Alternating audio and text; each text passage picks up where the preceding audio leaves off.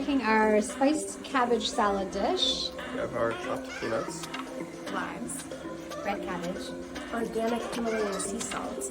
And we've got the cilantro with both the stems and the leaves.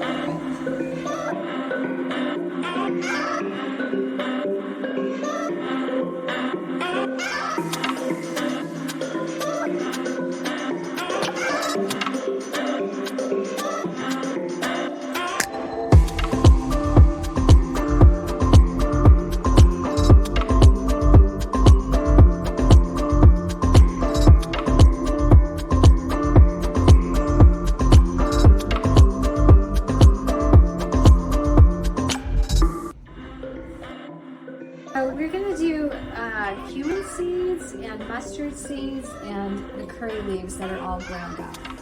So we'll do a full spoon of cumin, a full spoon of mustard. So once they start popping out, we'll turn the heat off. You can. Smells really good, right? Smells great. So this is what it. So now we've got it all popping. I'm gonna turn the heat off. So I'm just gonna add these roasted spices to this mix.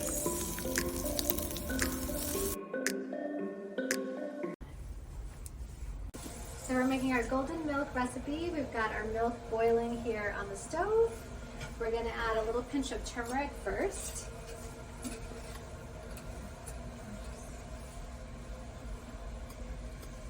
We're adding about half a teaspoon of turmeric. Next, we're going to add a little pinch of black pepper.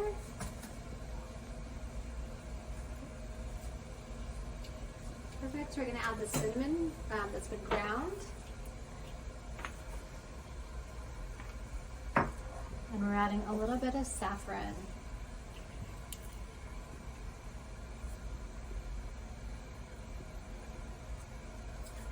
We are going to mix that. I'm deeply worried. And just let that boil.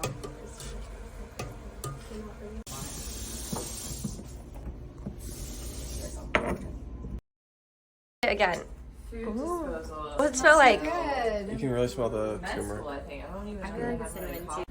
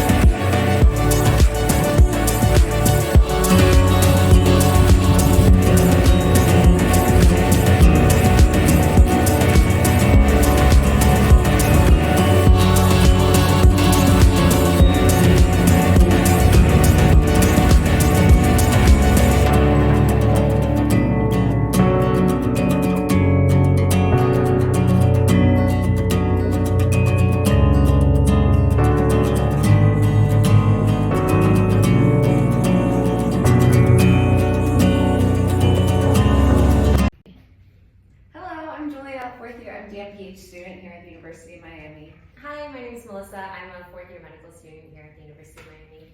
Hi, I'm Gabby, also a fourth year med student. So we're here to tell you a little bit about our mind map for self-care. We have a lot of different categories, and as we expanded on them, we really focused in on the fact that it is a web. They're all kind of interconnected, so we can go ahead and get started with. So I will start. So self-care was the beginning, and then our first category we'll get to is body. So body had multiple categories coming off of it, but some things we thought of were relaxation, health, fitness, exercise, diet, and sleep. So on the relaxation front, we have here face masks, baths, cleanliness, which also tied into the health category. And then for fitness exercise, here's yoga, gym, other activity, dance, which then ties into our next category that one of my other partners will discuss, loose. Just talking about like having fun and indulgence, whether it's like dancing, pursuing hobbies, just like things that you enjoy, that you have fun with, baking. Self-care is like kind of this balance between, you know, like doing what's right for our body, but also like listening to your body and like knowing what you like need or want in that moment. When we go to some of our other categories, we looked at home, which is kind of like that space where you'll be where you come to relax and come to, you know, like take care of yourself and your needs. And so we said it's a place that needs to have just like somewhere that's clean and organized, kind of like reminded us of the Marie Kondo, like, you know, does this bring you joy kind of concept. And then also just somewhere where you can fill it with like plants and that you can feel comfortable to sleep. Okay, we also talked about community and spirituality. So we were talking about our communities. It's both like our like metaphorical communities and like our actual structural built communities. So the friends that we have, the schools that we go to, the faith tradition centers that we are a part of, online digital communities, real life communities, people that you can like depend on, that you know that can depend on you, that you can share in mutual interests or share in mutual whatever's with. And then as far as built community, like green spaces. And like the nature around you, which then connects us back to, again, like the relationships that you make with people.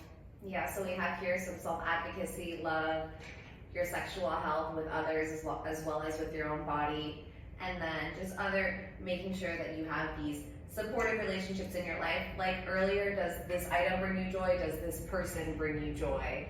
And then lots of times the joy that these people bring us are physical and mental. So our next category was mind. And some of the mind things that we put here were journaling, meditation, some of these activities that really work towards creating that mental space for you and allowing yourself to reflect on who you are and some of the things that you may be working on at the moment.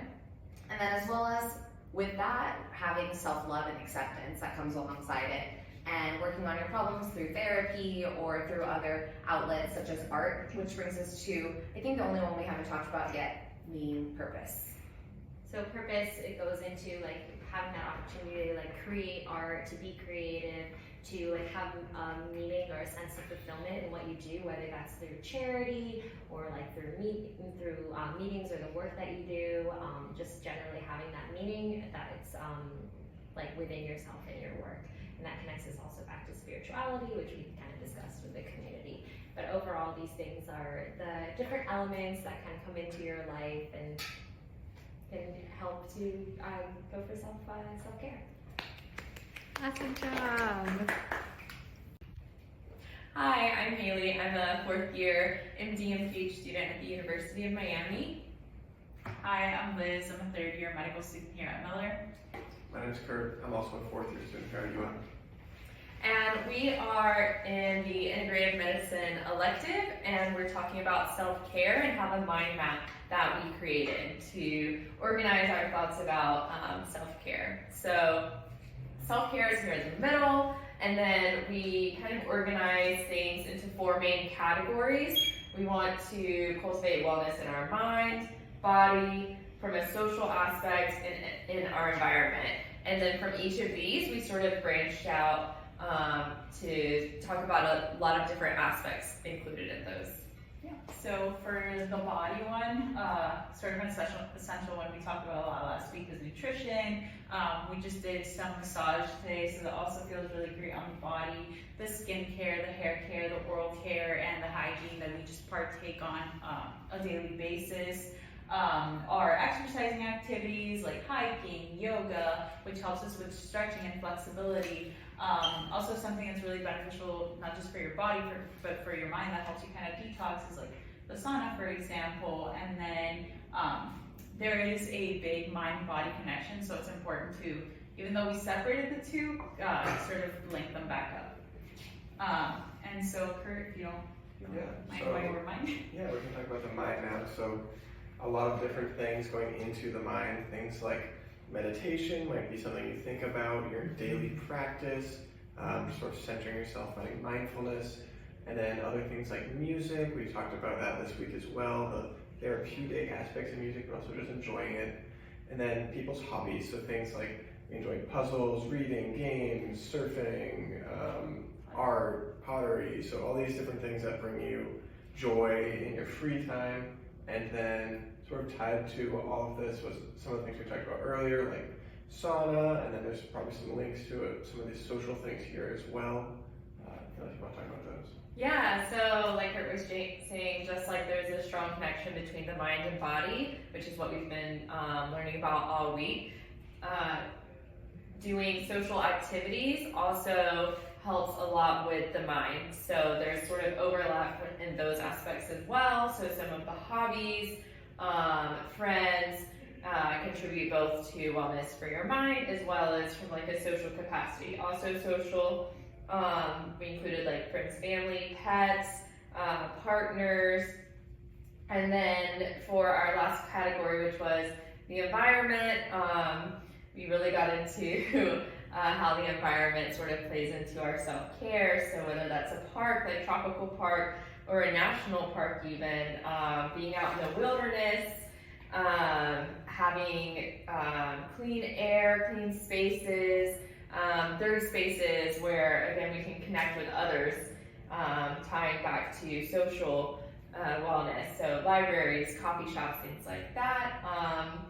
And the ocean, we really love nature, if you can't tell, and believe that contributes to self-care. And then also having a warm, safe home filled with things like plants that really help us as a whole. So these are all interconnected and things that we can do to care for ourselves.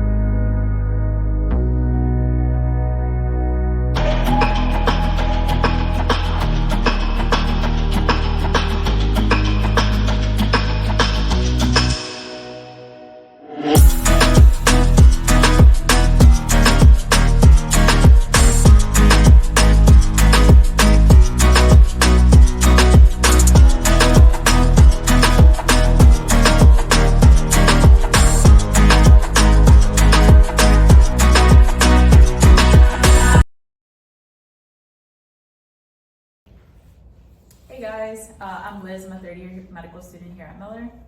Hi, I'm Melissa. I'm a fourth year medical student, and we put together our own Hippocratic Oath today to share with you.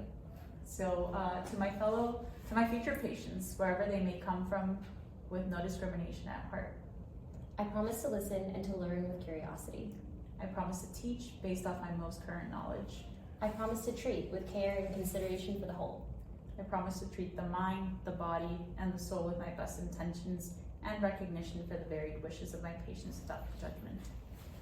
I promise to wield modern pharmacy, surgery, and technique with respect to even the smallest of their consequences. I promise to honor the time you spend with me in your birth, illness, health, and if may be, death. I promise to be kind and be just, never maleficent. I promise to always seek guidance from those others who may help heal you. I promise to pass my knowledge to my fellow colleagues, students, friends, family, and patients. I promise to honor your participation in your treatment as well as the ideas of those most important to yours. Always will I do these things with warmth and artful communication as I do the sacred job to help you heal. I promise to do no harm. And always advocate for the health of my fellow man. Hi, I'm Lindsay. I'm a fourth year medical student. Hello, my name is Julia. I'm also a fourth year student here at UM. My name is Kurt. I'm also a fourth year student here at UM. And we have prepared our own Hippocratic Oath for you today. So I swear to be humble, curious, and continue learning. I will have an open mind and listen to my patient. I will respect their views and autonomy and hold the same standard of care for all, despite differences or difficulty. I will treat the whole patient as a person and see them as more than a case or disease. As humans, I will recognize and accept the challenges they may be facing emotionally, psychologically, and with their social determinants of health, and strive to improve them. I will recognize the privilege to care for patients in life and death, to aim to prolong quality of life, respect patient wishes surrounding end of life, and to strive for death with dignity. I will care for myself to be able to provide the highest quality of care of my ability. Above all, I will respect the magnitude of my profession, and I will do my best.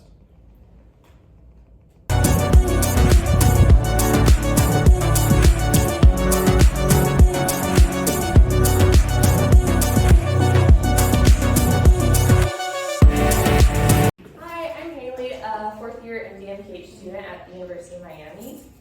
Hi, I'm Lindsay, same as Haley. Okay, so today we're going to take you guys on a little journey.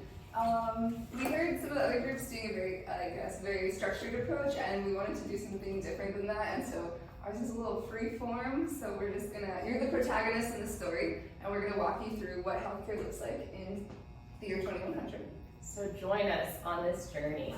Imagine you have just moved to a new city. So you wake up in your very peaceful home. You do your morning meditation, which you do every day. And you walk your kids to school down a very pedestrian-friendly and outdoor space. You're excited to explore the extensive free public transit network. So you hop on one of the local electric pods, which takes you to establish care with your local integrative medicine doctors. You enter the waiting room, a vibrant yet tranquil space. And grab a cup of tea while the receptionist accesses your medical chart to facilitate a smooth transition of care. It's all electronic, your record's already there. And then you're brought back. The natural lighting, comfy chairs, soft music, and plants instantly put you at ease. Your new doctor takes a thorough history, giving you the opportunity to highlight what your goals are and what health means to you. So in this case, she's thinking about education, about her sleep, about what she's eating. You mentioned your poor sleep, and the doctor asks you about your caffeine intake, your exercise, and your bedtime routine. With the time difference from your move, your workday is now 1 p.m. to 9 p.m. Your partner makes dinner for the kids, and you don't eat until you finish work. As you reflect on your diet, you also realize that you've been eating out a lot more than usual because of your move. And with the convenient on-site lab and insurance companies now a distant memory, you're able to get your blood work instantly and hassle-free. Unfortunately, your A1C seems to be a little high. But you have a plan. After all this talk about a healthy diet, you're excited to see if you can log eating 30 fruits and vegetables before your visit with the nutritionist next week. Short wait times as well. You're in pretty quick. However, you're a little worried about the cost of produce. Luckily, your doctor informs you that there's a community garden nearby with free access to tons of seasonal fruits and veggies. At the garden that your doctor recommended, you meet some other families living nearby and realize that you all love to bike. You make a plan to meet up on Saturday and go together because your new city has tons of bike lanes. Protected bike lanes. After your bike ride, one of your new friends tells you about a community acupuncture session that has helped her with sleep. At the next visit, you're a little nervous about bringing acupuncture up to your doctor, but you shouldn't be. Your doctor is thrilled and sends you down the hall to your clinic's acupuncturist. Same day appointment because, there's lots of availability. And before you leave that day, you authorize the office to send your health recommendations to your company's wellness officer to request accommodations. Your company is used to lifestyle-related health accommodations and agreed to shift your workday back an hour and also include a break for dinner at 6:30, so you can eat closer to sunset and not quite so late in the night. As you start to build community, eat nutritiously, incorporate movement, and prioritize well-being, you're already feeling better. Your A1C is down and your energy is up, and you know this is only the beginning. You add the biking group to the clinic bulletin in case others want to join in. You feel empowered to play an active role in your own healthcare as well as the health of the community. And that's the end. Wow. That is something. Grateful. Liz. Hope. Curious. Fulfilled.